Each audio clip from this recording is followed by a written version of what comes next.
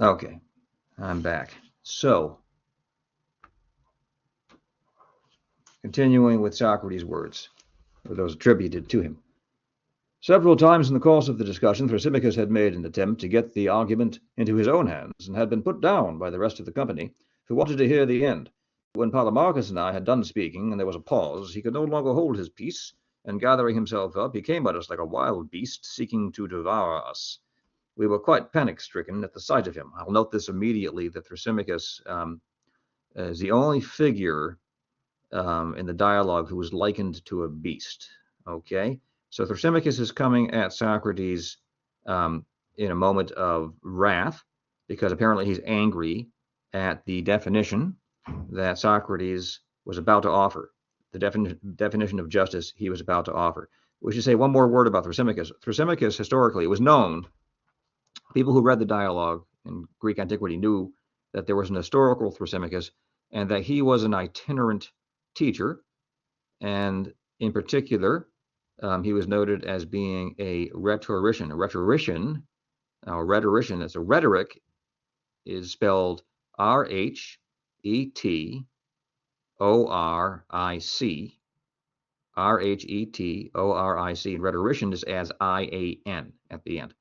So rhetoric is the art of persuasion, and the idea is that one can learn, like with contemporary public relations, right, and propaganda techniques, one can learn how to induce persons to hold certain beliefs. And once you have them, in the condition that they're holding those beliefs, you could then make their behavior more predictable, and predictable along lines that you desire, right? And so Thrasymachus was that kind of guy. I mean, nowadays he'd be working for perhaps for Kamala Harris or Donald Trump, trying to help them focus their messages and produce the beliefs that they want those people to hold, particularly that they're qualified to be president, right? At least relative, better qualified than the other person. So sometimes Thrasymachus is called a sophist. So a rhetorician and a sophist are not exactly the same thing, okay? A sophist is an individual who does teach the art of rhetoric, the art of persuasion, and he does it for a fee. And Thrasymachus charged money for his services, okay? But the sophist teaches a second, or he has a second competency he claims for himself, and that is to be able to teach people how to be virtuous. Okay. Can anybody teach someone how to be courageous, and how to be temperate, and how to be just, and how to be wise? And how would one go about doing that, right? Is justice something one can teach like the science of geometry? We lay down our definitions and postulates and begin performing deductions, right? And performing proofs and arriving at actual definite knowledge. Is are morals something like that?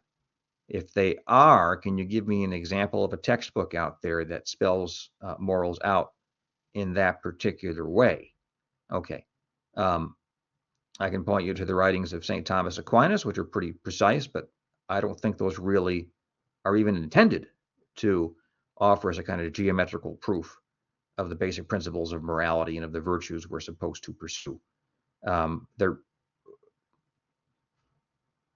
You can agree or disagree, but it seems to me that there's some kind of categorical distinction here, a difference in kind, right, between the principles of mathematics or even the principles of a given science. For example, in chemistry, we have the very beautifully laid out periodic table of elements. And in physics, we have various branches. We have mechanics and electrodynamics.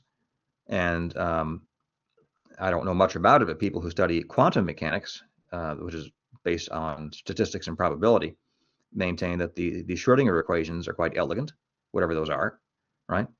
And so on. But what does that have to do with morality? Okay. It would be lovely if we could get some kind of precise, I guess one might think this way. It would be lovely if we can get some kind of mathematically precise calculus for working out the distinction between right and wrong. And actually, historically, some people attempted that. These attempts have not won universal acceptance. The two attempts particularly are those of the utilitarians following Jeremy Bentham and the Kantians following Immanuel Kant. We have no time to get into those two respective doctrines right now. So Thrasymachus was a rhetorician, and sometimes he's called a sophist, but usually just a rhetorician. So if he's just a rhetorician, he didn't try to teach anybody how to exercise or how to possess and exercise virtue. And I think that's right. We'll see as we read through this. It's better to describe him as a pure rhetorician. Here's a question to ask you. Does Thrasymachus ever say anything about any specific virtue here? So pay attention. Let's see if he does.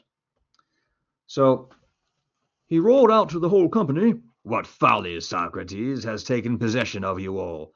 And why, silly billies, do you knock under to one another? I say that if you really want to know what justice is, you should not only ask, but answer. And you should not seek honor to yourself from the refutation of an opponent, but have your own answer. For there is many a one who can ask and cannot answer. And now I will not have you say that justice is duty or advantage or profit or gain or interest, for this sort of nonsense will not do for me. I must have clearness and accuracy." Okay, very good. So he's coming on. He immediately puts Socrates on the defensive.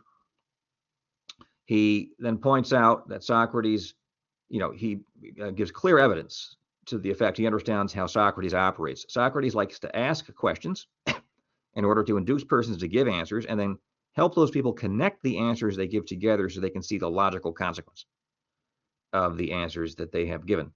And so he immediately points out, well, I'm not going to accept this from you.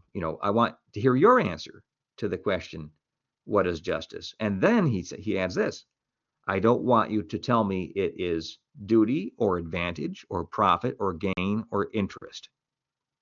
Now, why would he limit things in that matter? Well, he apparently knows something else about Socrates, that Socrates would walk about Athens, particularly in this place called the Agora, Agora. He would agoratsane, that's actually a Greek verb. It means to socialize in the agora. Agoratsane is Agoradzin,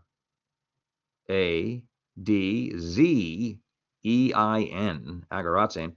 And as Socrates agoratsaned, as it were, I'll just make that into an English word, he would ask people about the nature of justice. And then he wouldn't answer any questions, but through questioning them, he would lead them to an opinion like the following: justice is a kind of duty or advantage or profit or gain or interest. And we can already anticipate what kind of profit it is, right? It's a specific type of profit for one's soul, right? Because we can see that's what Socrates is really interested in. And he's sort of pointing towards he's pointing towards the conclusion that justice is a good or the good of the human soul, right? And if you have the quality of justice in your soul, you are better off to that degree, morally better off, because you have that positive characteristic, which makes you good and makes the corresponding or relevant actions good as well.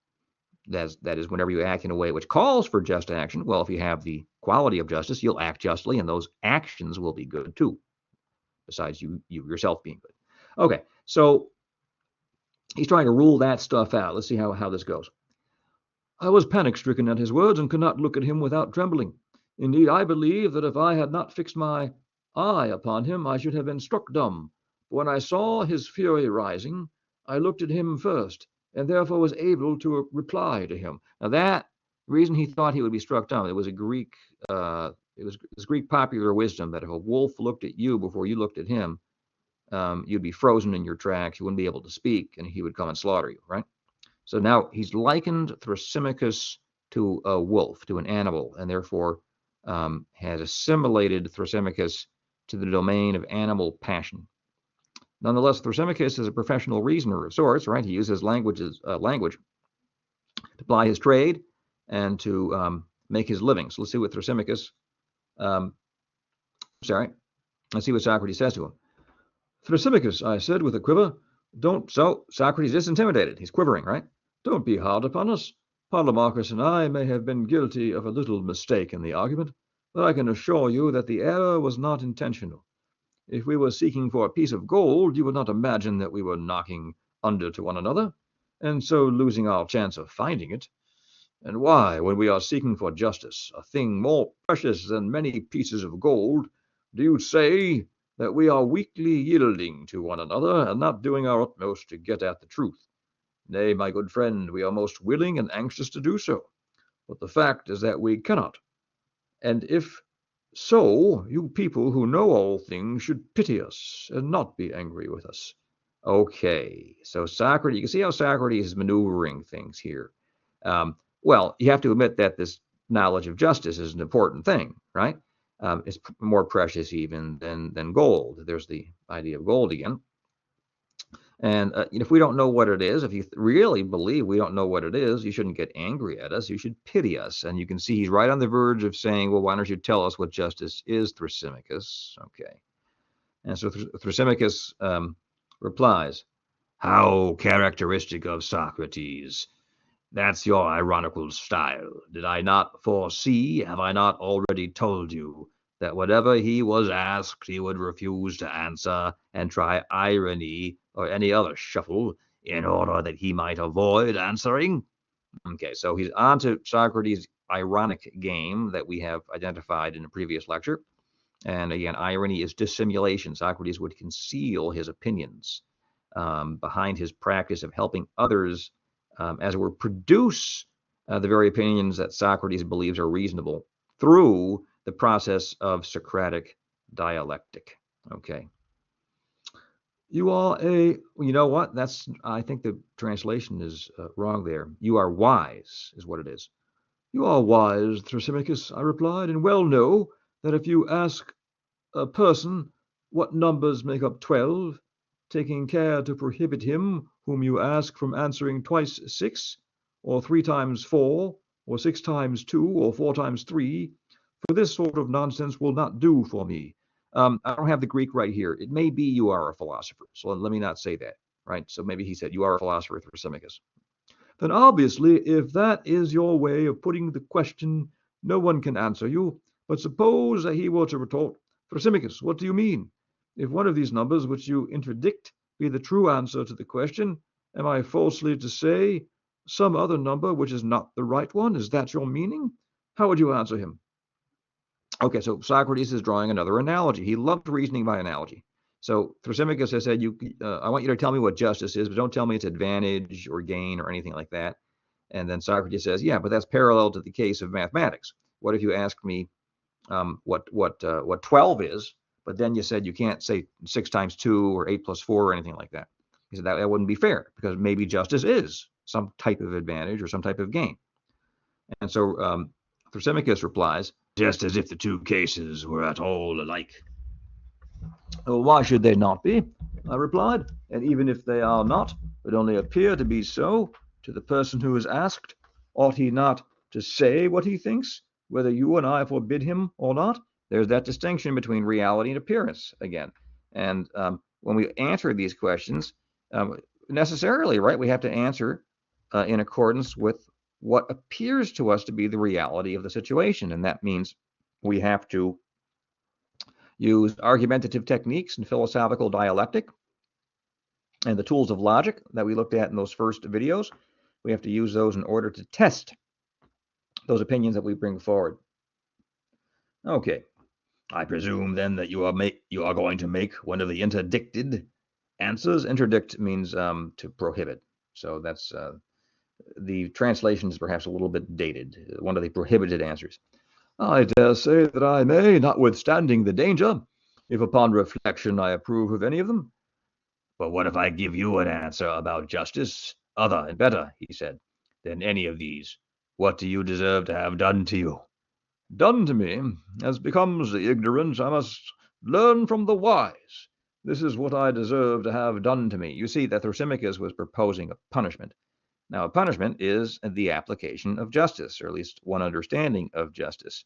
So Thrasymachus here is identifying himself with the standpoint, if you like, of the city-state, of the polis. And he's proposing that Socrates is a meat, not like meat that you eat, MEET, an appropriate object of punishment from the standpoint of the city. Okay, so now this initiates or commences a mock trial of Socrates. Socrates is now on trial, and Thrasymachus has deliberately maneuvered him into this position. Thrasymachus is tacitly, this means quietly, right? Tacitly assuming that he and the other men present share a certain point of view, and that their point of view is opposed to the point of view of Socrates, and that the point of view of Socrates is actually an illicit, an invalid point of view, and invalid in the way that merits his being punished. And what Thrasymachus has in mind likely is, being socially shamed, not literally punishing him physically or locking him up or something like that.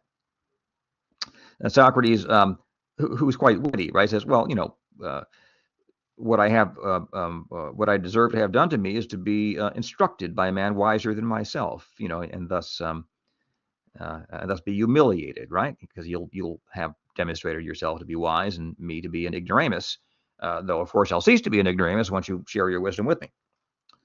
So Thrasymachus says, what, and no payment? A pleasant notion. And Socrates says, I will pay when I have the money. Socrates is flat broke, guys, okay? He just walks around talking to people. And I made this point before, I'll make it again right now, that philosophy requires some kind of support. You can't just walk around talking to people unless somebody is paying for your food, your clothing, and paying your rent. And that's where Glaucon comes in, because Glaucon apparently had some money, as did his friend Adeimantus, as did Cleitophon. These were the people that made philosophy possible materially, right? Okay. But you have Socrates. There's Glaucon, right? Glaucon will pay. And what this means is that Thrasymachus was only going to go on if someone paid him to talk. Socrates speaks for free and teaches nothing. Thrasymachus charges for his speeches and does have something to teach, namely the art of rhetoric. And now he will give us an account of a specific virtue, right? So he does talk about justice. We'll leave it at that. I mean, that was obvious before, right? The reason I raised a question about Thrasymachus's interest in virtue is because he'll have other opportunities to talk about specific virtues.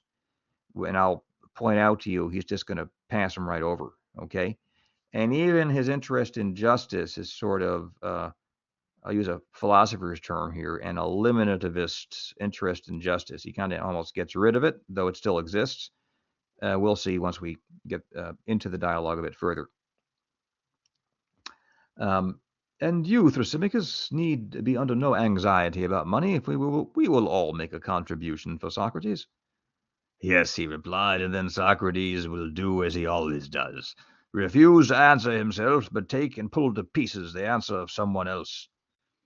Why, my good friend, I said, how can anyone answer who knows and says that he knows just nothing, and who, if he has some faint notion of his own, is told by a man of authority not to utter them? The natural thing is that the speaker should be someone like yourself who professes to know and can tell what he knows. Will you then kindly answer for the edification of the company and of myself? So Glaucon and the rest of the company, well, it's Socrates reading, right? So Glaucon and the rest of the company joined in my request, and Thrasymachus, as anyone might see, was in reality eager to speak, for he thought that he had an excellent answer and would distinguish himself. But at first he affected to insist on my answering. At length he consented to begin. Behold, he said, the wisdom... Oh, I'm sorry, this is Thrasymachus. Behold, he said, the wisdom of Socrates. He refuses to teach himself and goes about learning of others, to whom he never even says thank you. Okay, so he's accusing Socrates of ingratitude. Okay, he's accused him of a kind of hypocrisy, concealing himself behind the pretense of asking others questions and leading them, when he really, ought to come clean and come forward and tell us what he actually thinks, right? Socrates dodges that one by saying, well, I actually don't know the answer to the question.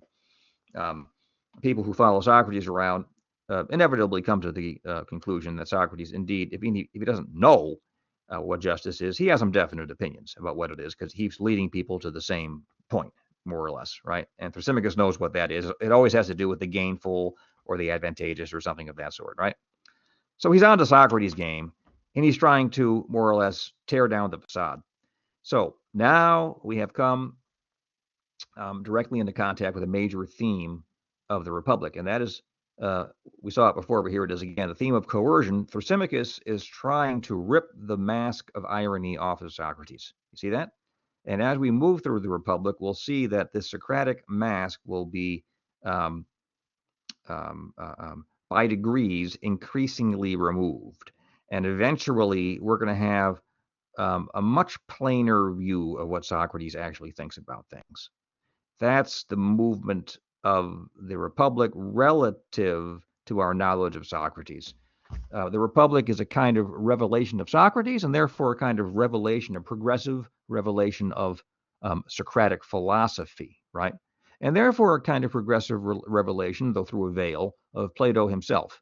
Now, we're not to assume that Plato actually agreed with everything he puts in the of his character of Socrates, but nonetheless, Plato is the master of this entire dialogue. He wrote it, correct? And I believe he said he revised it at least, gave it a thorough revision at least 7 times, right, all the way through. By the way, that's not a lot, but that's supposed to it's meant to impress us somewhat. So keep that in mind. The Socratic mask will be gradually, coercively removed. Socrates doesn't want it removed. That I learn of others, I replied, is quite true, but that I am ungrateful, I wholly deny. Money I have none, and therefore I pay in praise, which is all I have. And how ready I am to praise anyone who appears to me to speak well, you will very soon find out when you answer. For I expect that you will answer well. Being very ironic there, he doesn't expect him to answer well, guys. You got to be naive if you think that. Listen, then, he said, I proclaim that justice is nothing else than the interest of the stronger. And now, why don't you praise me? But of course you won't. All right. So what's happening here is that Thrasymachus is presupposing that justice is nothing other than obeying the law. Well, that comes out in the subsequent passages, so that it's nothing other than the interest of the stronger. What he means by that precisely will come out as we read, so I'm not going to comment on that further right now. Let me first understand you, I replied. Justice, as you say, is the interest of the stronger. What, Thrasymachus, is the meaning of this? You cannot mean to say that because Polydamas, the Pancratiast, is stronger than we are, and finds the eating of beef conducive to his bodily strength, that to eat beef is therefore equally for our good, who are weaker than he is, and right and just for us. That's abominable of you, Socrates, to take the words in the sense which is most damaging to the argument. And, maybe he has a point there, because Socrates is, clearly he didn't mean it that way, right? But if we can say anything in defense of Socrates, he's trying to himself coerce, right, Thrasymachus into being more explicit. Not at all, my good sir, I said. I'm trying to understand them, and I wish that you would be a little clearer. Well, he said, have you never heard that forms of government differ?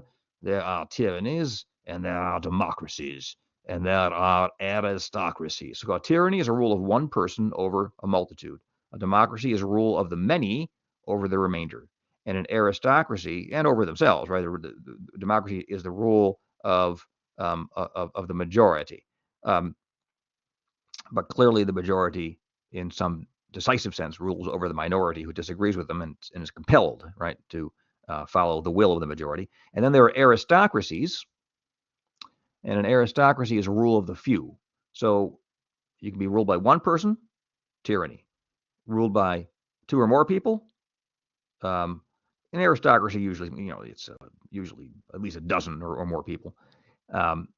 Aristocracy. You can be ruled by the majority. Democracy, okay? Yes, I know. And the government is the ruling power in each state? Certainly. And did the different forms of government make laws democratical, aristocratical, tyrannical, with a view to their several interests? And these laws, which are made by them for their own interest, are the justice which they deliver to their subjects, and him who transgresses them they punish as a breaker of the law and unjust. And that is what I mean when I say that in all states There is the same principle of justice, which is the interest of the government. And as the government must be supposed to have power, the only reasonable conclusion is that everywhere there was one principle of justice, which is the interest of the stronger. Okay, so now what he's saying is it all boils down to the same thing. I mean, a state can be ruled by one individual, but he's ruling it to his own advantage, or it can be ruled by some ruling families. They said that, I can't remember who said it, but one British statesman said that around 1900 and at the beginning of World War One, Great Britain was ruled by 500 families, right? That had the trappings of a parliamentary monarchy, or a constitutional monarchy, but his point was it was really an aristocracy, right? So whether that's true or not, we'll put to one side. And surely the ruling families pass laws which are to their own advantage, and don't sacrifice their own interest to that of the multitude. In a democracy, surely the majority, since in a democracy the majority rules, surely the majority pass laws that is to the advantage of the majority and to the disadvantage of the minority. So if you like, in the final analysis, all modes of government are various modes of tyranny in the sense that none of them respect the common good. So this is what Thrasymachus is claiming, at least as an empirical fact. And whether it actually is an empirical fact is an open question. We'd actually have to look at the facts as they stand, and then ask ourselves whether Thrasymachus's very strong thesis stands up. Stands up. By strong, I mean he's making a very strong claim. It would have to. It would take a lot to show strictly that this is true. And he's saying that it doesn't matter where you go.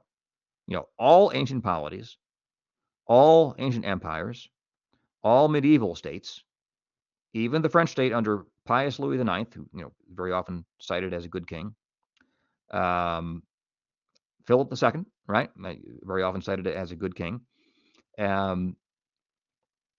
Victoria, Queen Victoria, maybe she was a pusher of opium, right? So you can make an argument that she wasn't good for the Chinese, certainly, right? And the United States at all times, right? The United States did not enjoy even 10 good years, right, where it was looking out for its citizens. Name any state whatsoever, including modern Sweden, right? At all times. Also, Sweden during the 60s, even the Sweden during the 60s doesn't count, right?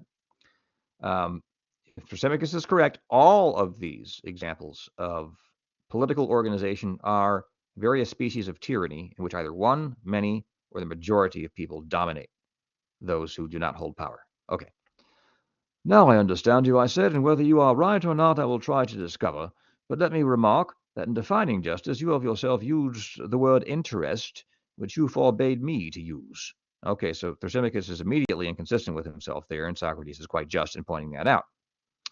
It is true, however, that in your definition the words of the stronger are added. So what Thrasymachus is saying is that justice is a species of interest.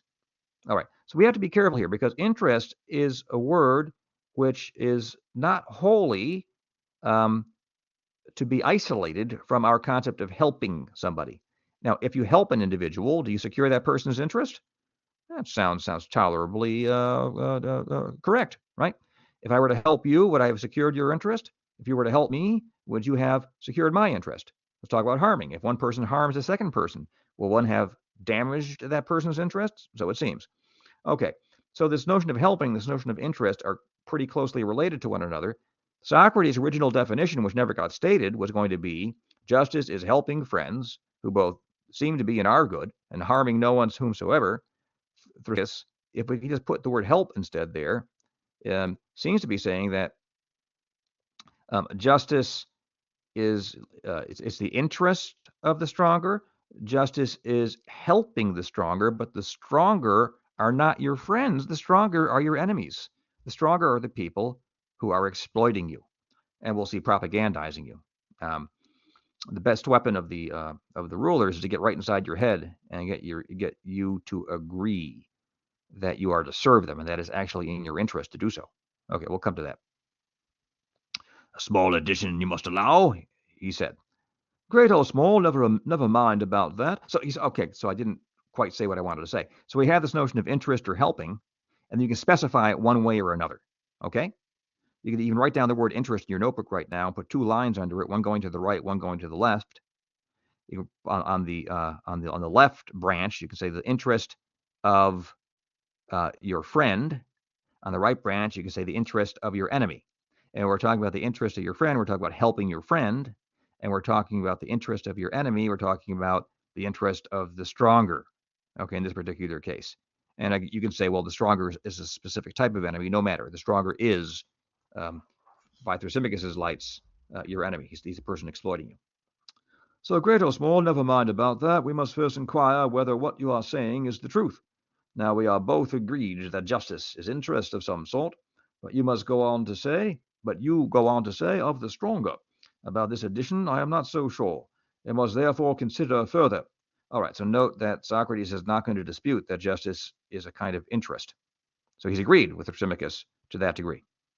Now, the only dispute is whether it's of the stronger, or now we're following the logic of the argument in the exchange, or of your friend. Okay, that's what it comes down to. All right, proceed. I will. And first tell me, do you admit that it is just for subjects to obey their rulers? I do. But are the rulers of states absolutely infallible, or are they sometimes liable to err? To be sure, he replied, they are liable to err. Okay, can you, in your mind now see where the refutation is going to come? The rulers pass laws to their own advantage. Well, do they always pass laws to their own advantage? That would mean they're infallible, right? They never make any mistakes. But if they actually do make, in real life, rulers are not infallible. They do make mistakes. So if they pass laws that actually are to their disadvantage, and justice is obeying the law, right? Then when one is obeying a law to their advantage, justice is the advantage of the stronger. When one is obeying a law to their disadvantage, justice becomes the disadvantage of the stronger. So it's not strictly speaking the advantage of the stronger. Let's follow the text. To be sure, he replied, they are liable to err. Then in making their laws, they may sometimes make them rightly, and sometimes not. True. When they make them rightly, they make them agreeably to their interest. When they are mistaken, contrary to their interest, you admit that? Yes, and the laws which they make must be obeyed by their subjects, and that is what you call justice. Doubtless. Then justice, according to your argument, is not only obedience to the interest of the stronger, but the reverse. What is this you are saying? You see, Thrasymachus is being tripped up here. His head is being dragged into the guillotine right here, right? The guillotine. I'm only repeating what you are saying, I believe, but let us consider. Have we not admitted that the rulers may be mistaken about their own interest in what they command, and also that to obey them is justice? Has this not been admitted? Yes. Then you must also have acknowledged justice not to be for the interest of the stronger, when the rulers unintentionally command things to be done which are to their own injury. For if, as you say, justice is the obedience which the subject renders to their commands, in that case, O wisest of men, is there any escape from the conclusion that the weaker are commanded to do, not what is for the interest, but what is for the injury of the stronger? You see Socrates just rubbing it in. Nothing can be clear, Socrates, said Polemarchus.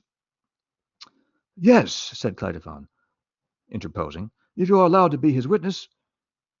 But there is no need of a witness, said Polemarchus. His voice is supposed to be slightly less gravelly than Thrasymachus. For Thrasymachus himself acknowledges that rulers may sometimes command what is not for their own interest, and that for subjects to obey them is justice. Yes, Polemarchus. Thrasymachus said, I'm sorry, it's Cleitophon. Yes, Polemarchus. Thrasymachus said that for subjects to do what was commanded by their rulers is just. Yes, Cleitophon, but he also said that justice is the interest of the stronger. And while admitting both these propositions, he further acknowledged that the stronger may command the weaker, who are his subjects, to do what is not for his interest. Whence follows that justice is the injury quite as much as the interest. of the stronger. I think we've gone over this 3 times now. I think it should be clear by now. But now look at what Cleitophon says. What Cleitophon, mark this passage, what Cleitophon says now introduces, as it were, a new definition of justice. So there's Polemarchus's definition. Justice is helping friends and harming enemies. There is his modified definition, which we'll skip for the moment. There is Socrates' definition, which gets suppressed. Justice is helping friends who seem to be and are good and harming no one. There's Thrasymachus' definition. Justice is the interest of the stronger. Now look at what Cleitophon says. But, said Cleitophon, he meant by the interest of the stronger what the stronger thought to be his interest. And this was what the weaker had to do, and this was affirmed by him to be justice. Okay, so Cleitophon says that it doesn't make any difference whether the ruler is fallible or infallible. What merely matters is that he has an opinion, what seems to him to be to his advantage, whether that opinion he holds about the matter is true or not. That is what is authoritative. That is what he'll require his subjects to do, and that is what justice is. Okay, so that ends up being a kind of new definition of justice. Justice is now not the interest of the stronger, but whatever to the stronger seems to be in his interest. You see that? And that reduces justice to a matter of opinion, but the opinion of a specific part of the city, that part of the city which rules. You follow? Okay, so it's a kind of peculiar relativism. Justice is now relative to the opinion of the ruling class, the ruling person, the ruling minority, or the ruling majority. Now, this is a very important development here, so pay attention to this. Those were not his words, rejoined Polemarchus. Never mind, I replied. If he now says that they are, let us accept his statement. Tell me, Thrasymachus, I said, did you mean by justice what the stronger thought to be his interest, whether really so or not? Now, look at what Thrasymachus says. Certainly not. He rejects relativism. Thrasymachus is not a relativist. Okay? He believes there's an objective justice. Morality is objective for Thrasymachus. Only it's a morality which, as it were, undergirds the practice of tyrants, creating an appearance of what is good for the subject. Namely, the tyrant induces his subjects to be of the false opinion that acting justly is in their advantage. You see what I'm saying? Okay. But in the meantime, insofar as the subjects act justly, they are securing the interest of the stronger, and we'll come very soon to why that's the case strictly. If the subjects are acting justly, they're securing the interest of the stronger, and there is something to that because there is a human good for Thrasymachus. That's what it comes down to. And the human good for Thrasymachus clearly is wealth. And then it'll come out very soon. We can add, I'm not spoiling things by anticipating something. Honor.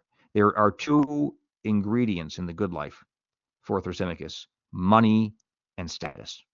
Okay? Or if you like, money and reputation. A philosopher named Jean-Jacques Rousseau of the 18th century complained the middle class can't care for nothing other than these 2 things, just money and reputation. And here is Thrasymachus trotting out these 2 values, which have a kind of universal appeal, right? And this, in a way, makes Thrasymachus very dangerous, right? Because he's representing the values which a lot of people are attracted to because, you might say, because of the sickness inherent in human nature, or of our fallenness and brokenness, if you take a religious point of view. And he is now offering people training in rhetoric, that is the power to persuade other individuals of the opinions you want them to hold. For example, to make you ruler in the republic, in a democracy, to place you in the position of high office, to make you as we say, the demagogue, the leader of the demos, and it's a word with negative connotations, right? Okay.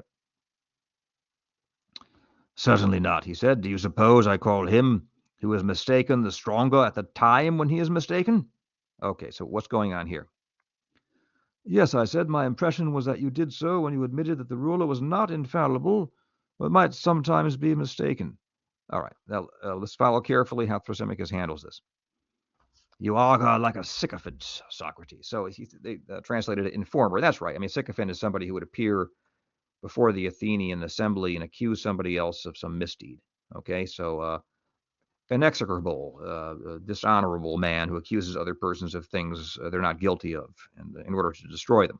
And very often it would rebound against the sycophant, because if it turned out the accusation is false, they would punish him severely. So you argue like an informer, like a sycophant, Socrates. Do you mean, for example, that he who is mistaken about the sick is a physician, in that he is mistaken, or that he who errs in arithmetic or grammar is an arithmetician or grammarian at the time when he is making the mistake, or precisely in respect of the mistake? So let's say you're playing the guitar, and you're a decent guitar player. You make some terrible mistake, like you're supposed to go from from G major to C major, and you go from G major somehow to C sharp major, and you see, it sounds like a complete disaster, right? Were you acting in accordance with your guitar playing skill at the exact moment when you make that mistake? The skill became inoperative at that moment. And because the skill was inoperative, if we follow Thrasymachus here, we'd say that at that precise moment, you weren't acting as a guitar player. And so at that moment, you ceased to be a guitar player. I mean, you happened to have a guitar in your lap, but you were playing it as my son would, who can't play the guitar at all, right? You follow what I'm saying? Okay. So true we say that we already have that. No. True we say that the physician or arithmetician or grammarian has made a mistake. But this is only a way of speaking. He means that the common way of speaking is imprecise, right? So what we need to do is get precise with Thrasymachus, just as Socrates wants us to get precise with him. So now there are two rival ways of thinking precisely. We can go with the Thrasymachus path down his science, as it were, his path of Thrasymachus science, and then there's the Socratic path, which will lead us in a different direction and lead us to different sorts of conceptions and definitions. For the fact is that neither the grammarian nor any other person of skill ever makes a mistake, in so far as he is what his name implies, for the reason I stated.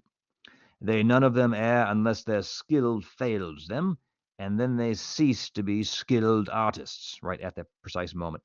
So if your medical doctor makes a bad prescription, something that makes you worse, okay, well, maybe he or she wears a white coat and has a stethoscope hanging, around his or her neck. But at the moment they make the bad prescription, and a lot of people suffer from bad prescriptions in this country, by the way. The moment he or she makes the bad prescription, that person is not a doctor, not at that moment. Just happens to be wearing a white coat with a stethoscope. At that point, that person is a kind of imposter. Now, as soon as the person starts practicing the medical art well or correctly, the person resumes his or her state of being a doctor, okay, a medical doctor. Okay, I'm a doctor too, but I'm not a medical doctor. So no artist or sage or ruler errs at the time when he is what his name implies, though he is commonly said to err. And I adopted the common mode of speaking. But to be perfectly accurate, now accurate speech, since you are such a lover of accuracy, we should say that the ruler, insofar as he is a ruler, is unerring, and being unerring always commands that which is for his own interest, and the subject is required to execute his commands. And therefore, as I said at first and now repeat, justice is the interest of the stronger. Okay, so how did he preserve his definition? He began with an empirical definition. Justice is the interest of the stronger. He said, well, look at actual existing states. The people in power, they're the stronger. They pass the laws, and those laws are to their advantage. And then Socrates said, well, sometimes some of those laws are to their advantage. How can, by the way, we might even supply some empirical detail here. How can laws not be to the advantage of the people in power? Well, maybe they don't tax. Maybe they don't tax the people at the level that they ought. Maybe they're too soft on the people, and then they don't have enough money in their coffers, and because they don't have enough money. They're not able to have enough armaments, not able to have enough ships, not to, able to maintain large enough a standing army with a cavalry and archers and everything and hoplites, so that they're defeated by their enemy. So they can fail to secure their interests by passing laws that are too soft. They can also err in the other direction by going too far. They can pass laws that are too harsh and treat their subjects with such harshness and make life so unpleasant for them that the subjects rise up, rebel, pull them out of their respective mansions or out of the tyrant's palace or whatever it may be, and put them to death, and that's the end of them, right? So it's a fine business. I mean, if you want to be a tyrant, you have to get it just right. You have to get it just right. I mean, there are individuals right now who are accusing our own basically ruling class, which is really a kind of population of individuals in banking and multinational corporations and alphabet agencies in big tech and big media and universities, so on and so forth, and obviously in Congress and the Senates and the presidency. Did I say alphabet agencies? I think I did. They're accusing these individuals of exercising a kind of tyrannical rule over the rest of us. What's been the result of their rule? An endless series of wars, at least since Biden came into office, and Trump did a few things himself, though people pretend he didn't. And inflation, and people who look at the actual numbers in connection with that COVID. I'm going to call it a potion for a moment. Say that if you reconstruct the numbers and kind of work your way past the fog that's promoted by the official government agencies, particularly in the United States and Great Britain, you see that it's caused a lot of harm. For example, my supervisor at a different place died suddenly. Another supervisor of mine died at a fairly young age, 47, or actually a very young age, 47. Another colleague of mine died of rapid onset breast cancer. My friend has 4 family members who are suffering from heart conditions, and the potion is associated with damage to heart tissue, which causes inflammation. My son's partner in his bicycle riding group just died suddenly. Okay. A teacher in Cranston, I think a year and a half ago, died suddenly. Another one in Johnston died suddenly. Now, people have died suddenly. I've known in my life, I can think of 2 people who died suddenly. But up until 1920, probably 2020, I was 50 at the time, that was 1 every 25 years. And now, right, it's, oh yeah, and then the librarian I deal with, her daughter-in-law died suddenly, and she knows 6 other people who died one way or another. You see what I'm saying? Okay. And people keep track of these numbers, say that's all going up. So perhaps whoever came up with those policies has pushed things too far, and it could end up exploding in their faces once people notice what's happening and insist that they be removed from power and perhaps put in prison. We'll see what happens there. I'm not making any predictions. So I will say where there's smoke, there's a fire, right? So I'll let you guys just pursue that on your own. So let's see here. Indeed, Thrasymachus, and do I really appear to you to argue like a sycophant? An informer, right? Certainly, he replied. And do you suppose that I ask these questions with any design of injuring you in the argument? Nay, he replied, suppose is not the word. I know it well. I'm remembering another translation. But you will be found out, and by sheer force of argument, you will never prevail. Okay. In another translation, it says something more like, you shall not take hold of my argument and do it harm. There's that notion of harm, right? Okay. I shall not make the attempt, my dear man, but to avoid any misunderstanding occurring between us in future, let me ask, in what sense do you speak of a ruler stronger whose interest, as you were saying, he being the superior, it is just that the inferior should execute? Is he a ruler in the popular or in the strict sense of the term? In the strictest of all senses, he said. And now cheat and play the informer if you can. I ask no quarter at your hands, but you will never be able, never. And do you imagine, I said, that I am such a madman as to try to cheat Thrasymachus? And Shave a lion? Okay, so now Thrasymachus has been likened to a lion. First to a wolf, now to a lion, the second beast in in Socrates' zoo, as it were. That he's assembling for the benefit of revealing the true nature of Thrasymachus. And I guess it would be worthwhile to think about how Greeks thought about wolves and lions. And I'm going to look that up because it hadn't occurred to me. But once you get a more precise take on how they thought about wolves and lions respectively, because that could be relevant for the interpretation. Why, he said, you made the attempt a minute ago and you failed. Actually, the Greek says, and you were a non-entity at that. You were a non-being at that. Which is a kind of a technical metaphysical term, but it's important that we dwell on that. Enough, I said, of these civilities. It would be better that I should ask you a question.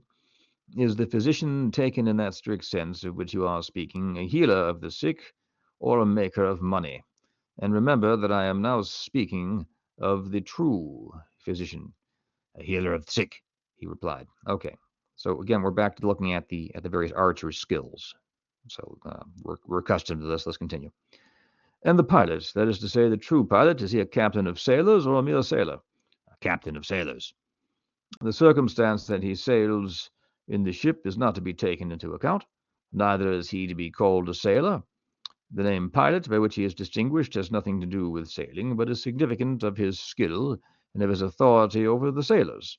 Very true, he said. Okay. Now, I said every art has an interest. Okay, what does that mean? Every art has an interest. Let's see what he's getting at with that.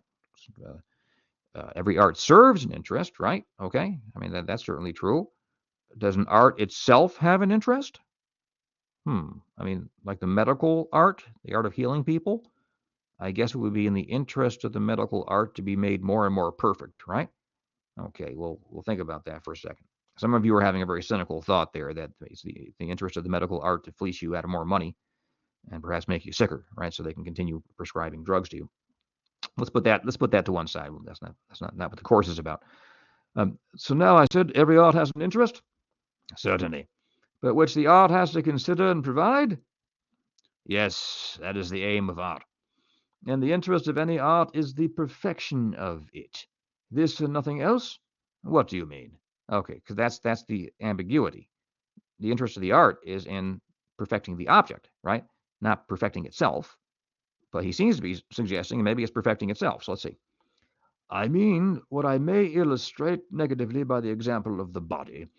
Do you suppose you were to ask, I'm sorry, suppose you were to ask me whether the body is self-sufficing, self-sufficient, or has wants? I should reply, certainly the body has wants, for the body may be ill and require to be cured, and has therefore interests to which the art of medicine ministers. And this is the origin and intention of medicine, as you will acknowledge. Am I not right? I mean, nowadays we say the art of the medical doctor to place the body in the position where it can heal itself, right? Okay, but yeah, sure. I mean, there are medicines which actually are effective. Maybe not a lot, but there are some that are effective, and you can give those to a person, and the person will get better. Quite right, he said. Okay, and those medicines are not spontaneously produced by the body, right? So the body, if in that respect, is not self-sufficient. So there was a fellow who worked for the Red Cross, and in Uganda, he encountered 154 people with malaria, and he gave them all a substance. I think he called it chlorine dioxide. Now, this is not something approved by the FDA. I'm not recommending it, but he claims. I'm not giving you medical advice. He claims that all 154 persons were cured of their malaria by this one substance. I think in the United States, it's a water purifier is what it is, right? But water purifiers, you figure they kill bacteria, right, and parasites and stuff like that. So you can see how maybe that could have worked inside a person's body to kill whatever pathogens where they're making them sick. So yeah, that seems to be what's going on. Maybe it's probably a bit more complicated than that, but I'm not here to teach you the medical science, which I'm not competent to teach. So let that go. Quite right, he replied. But is the art of medicine or any other art faulty or deficient in any quality in the same way that the eye may be deficient in sight, or the ear fail of hearing, and therefore requires another art to provide for the interests of seeing and hearing. Okay, it's getting complicated, right? Has art in itself, I say, any similar liability to fault or defect? And does every art require another supplementary art?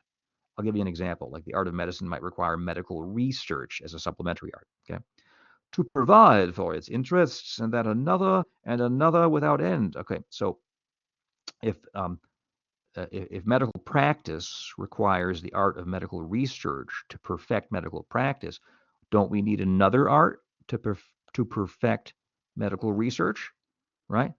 Like research into how to do medical research, and then we'd have to have an art of researching research and how to do medical research, and then researching research into research concerning. You see what I'm saying? And then we start getting dizzy and saying, "Well, come on, man, this is getting ridiculous." But or have the arts to look only after their own interests, or have they no need either of themselves or another? Having no faults or defects, they have no need to correct them either by the exercise of their own art or of any other. They have only to consider the interest of their subject matter. For every art remains pure and faultless while remaining true. That is to say, while perfect and unimpaired. Take the words in your precise sense and tell me whether I am right. Yes, clearly. So what they agreed to just there, what they just agreed to there, is that an art is in itself perfect and does not require a supplementary art. And that strikes us as counterintuitive because we think that we can improve our arts indefinitely. And we have a doctrine of progress, and we actually do kind of stick by our guns, right, and try to perfect our various arts. Okay, very good. By the way, if we think we're not perfecting them and moving forward and improving things, we feel like we're not really doing our job, right? I'm sort of a if it ain't broke, don't fix it kind of guy, but that's not the spirit of modernity. Okay, then medicine does not consider the interest of medicine, but the interest of the body. True, he said. Nor does the art of horsemanship consider the interests of the art of horsemanship, but the interest of the horse. Neither do any other arts care for themselves, for they have no needs. They care only for that which is the subject of their art. True, he said. True, right? But surely, Thrasymachus, now maybe some of you are anticipating how this is going to go. But surely, Thrasymachus, the arts are the superiors. The better Greek here is masters. The masters. The arts are the masters and rulers of their own subjects. To this he assented with a good deal of reluctance, because he can perceive the refutation coming. Then I said, no science or art considers or enjoins the interest of the stronger or superior, but only the interest of the subject and weaker. All right, so who's the subject and weaker relative to, say, the art of navigation? That would be, in a sense, the ship. The ship is entirely under the power of the ship captain and his crew. And who is the subject and the weaker in the case of medicine? Well, that would be the human body, which is the patient of the art of the medical doctor. And what is the subject and the weaker relative to the art of rule? That would be the people. Okay, so by applying medicine to a body, we make the body healthy. We perfect it. By applying the art of navigation to a ship, we successfully bring it from one point in the sea to another, from one port to another. And I guess we don't perfect it, but we prevent it from going to the bottom of the ocean. And if a ship can be benefited, that would be a way of benefiting it. What does a ruler do to the ruled? Well, he serves their interest, right? Not his own. You guys follow? So now, according to Socrates' argument, the ruler has come out to be a servant of the people. Okay, so let's continue. He made an attempt to contest this proposition, but finally acquiesced. Then I continued, no physician, insofar as he is a physician, considers his own good and what he prescribes, but the good of the patient. For the true physician is also a ruler having the human body as a subject, and is not a mere money maker, that has been admitted. Yes. And the pilot likewise, in the strict sense of the term, is a ruler of sailors and not a mere sailor. That has been admitted. Okay, so he has the pilot ruling the sailors. That's fine.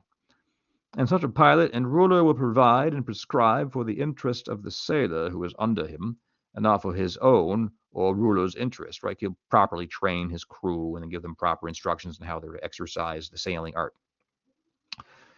He gave a reluctant yes. Then I said, Thrasymachus, there is no use, there is no one in any rule who, insofar as he is a ruler, considers or enjoins what is for his own interest, but always what is for the interest of his subject or suitable to his art. To that he looks, and that alone he considers in everything which he says and does. Okay, so now what's justice, guys? Try to formulate it. We began with the idea that justice is the interest of the stronger, which is, as it were, the opposite of justice is the interest of your friend or helping your friend. Then we got to the idea that justice is what the stronger believe to be to their interest. Thrasymachus just rejected that out of hand.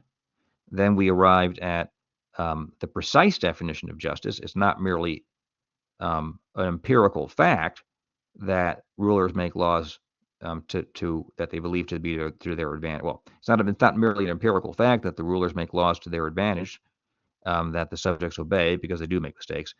Um, it is true by definition, right, that the ruler makes laws to his advantage because insofar as there's some moment that he fails to do that, at that moment he ceases to be a ruler. You guys follow? Okay. Thrasymachus is presupposing that rule is an art. Okay. Now we might take a step back here and ask ourselves what kind of art is rule for Thrasymachus? It's an art of acquisition. You might even describe it as the paradigmatic art of acquisition, because it would be the art that would be more prolific than any other art at acquiring. Rule for Thrasymachus is the superlative money-making art. Okay, and that brings us back to Cephalus, who was the moneymaker. But he's small potatoes in comparison with what Thrasymachus has in mind. What Thrasymachus is thinking of is making yourself tyrant of a city, and we'll come to that. One thinks of a tyrant of a city versus emperor, right? So but we'll come back to those distinctions a little bit later. So for Thrasymachus, we can take this a little bit further. For Thrasymachus, art is an activity of acquisition. Okay? Thrasymachus thinks in terms of acquiring things, that is, increasing one's holdings and one's wealth. So the art of cobblery, the shoemaking, is the art of acquiring shoes. The art of husbandry is the art of ultimately acquiring more wealth through the proper treatment of farm animals. Okay? And the art of rule is the art of extracting wealth from one's subjects. Socrates has turned this around and said, no, no, no. An art is not a mode of acquisition. An art is a mode of perfecting the matter upon which it works. So we can change the example. A sculptor works on bronze, and he perfects the bronze and brings it up to the point where it looks like, oh, Teddy Roosevelt, let's say, okay? And you know, you can have a lump of bronze, like a slag of bronze, and you can have that bronze shaped up into one or another historical figure. Pick one of your choosing. In that case, it's been perfected. And some of you are thinking, well, yeah, but the bronze doesn't care what happens to it. Well, we care what happens to the bronze, right? And relative to human values, we're appropriating the bronze to human values. We would hold that the bronze that now looks like a convincing likeness of some historical figure has been perfected relative to the slag that's just hanging out there and is suitable for a junkyard. Okay, so that means we get to this definition: justice is the interest of the weaker. You saw how Socrates just flipped it on Thrasymachus, and there's a real dialectic going on here, right? So we began with justice is helping friends and harming no one. I'll give you the short version, okay? And then we arrive at justice is actually helping your enemy, the stronger, okay? And that is subject to two different interpretations. We had Cleitophon's relativistic definition, which we put to one side, and now we get to Socrates' definition that insofar as justice is practiced by the ruler, justice is the advantage of the weaker, those who are under his authority and subject to his ruling art. All right. I should add something. When you look at the Greek, Stronger is rendered with the Greek term kraton. I'll tell you how to spell that in English. It's Kreitto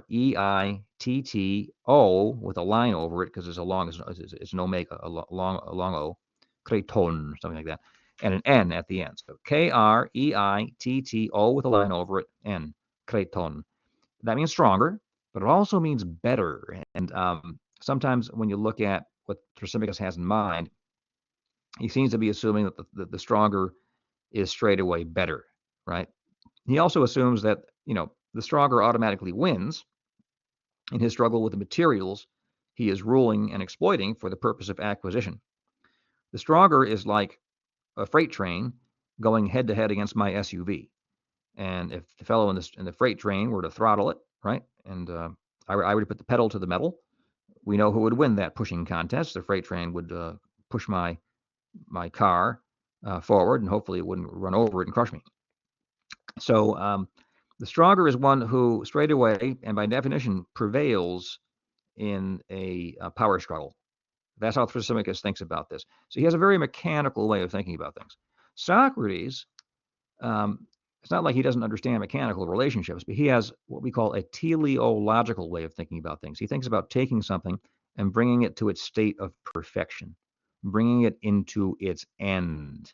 Not the end in the sense of causing it not to exist, but bringing it into the end for the sake of which it exists, bringing it into its perfection. That's the appropriate word. So human beings have an end, and the end of the human being is to be a subject of virtue. We keep coming back to this idea. The soul can be perfected. What's the perfection of the soul? That's justice, or all four of the cardinal virtues, or once we get past justice, particularly wisdom, the idea that we're familiar with from the Leahies. Okay. All right, very good. So why don't we stop right there? Because I believe we've been talking for a good long time. If I think we need a little bit more, I'll add another lecture to this. So I hope that's fairly clear.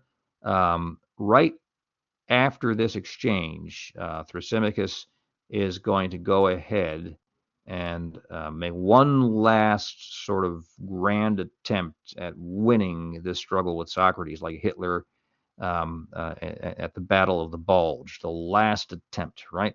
So we'll get to that in the next recording, either today or tomorrow.